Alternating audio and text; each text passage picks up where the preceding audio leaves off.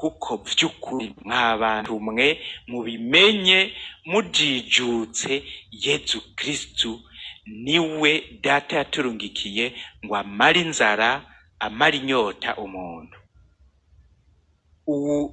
Umutima wanje, umutima wawe, nta kintu na kimwe kiriho kw'isi, nta muntu n'umwe ariho kw'isi ashobora kumara inamba.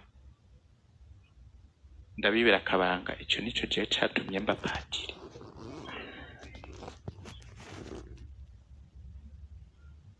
Ico kiri mu vyatumye mba patiri by'ukuri, ko numva ko Yezu Kristo ari we wenyene.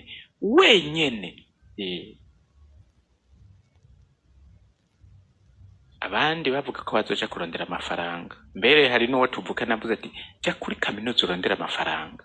Mu kumwikura namubwiye nti sawa, bwira nzoyarya imyaka ingahe.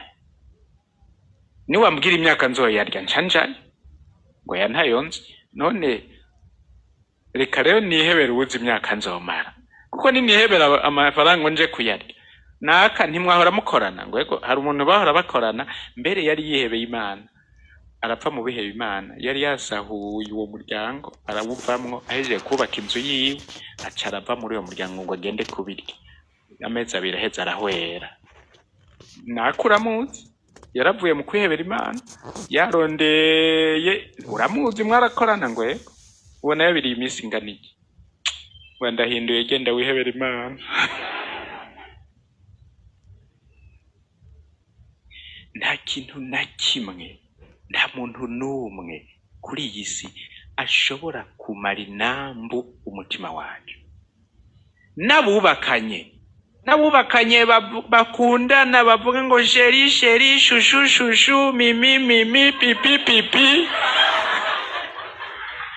nta n'umwe ashobora kumara inambu umutima w'uwundi.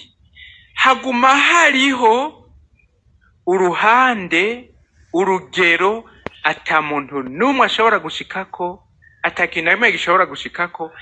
Imana yo nyene yibikiye, umukama wene yaribikiye mu mutima wacu ahantu ata n'umwe ashobora gushika, ahantu ata n'umwe ashobora gushika, ahantu ata n'umwe ashobora kumara inzara, ashobora kumara inambu. Imana yarahibikiye.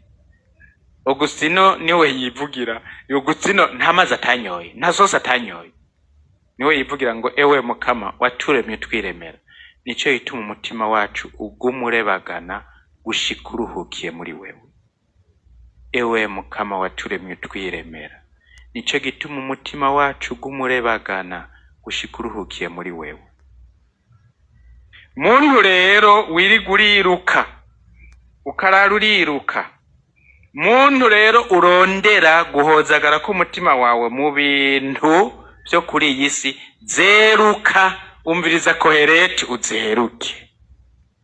Inambu y'umutima wawe, inzara n'inyota ufise ku mutima, Imana yaraguhaye inyishu nimwe gusa, n'umukate wamanutse uva mu ijuru ari we Yezu Kristo. Yivugira ati ni jewe ndumukate muzima wamanutse uva mu ijuru, unyegereye ntazoba gisonza, unyemeye ntazoba kinyotegwa.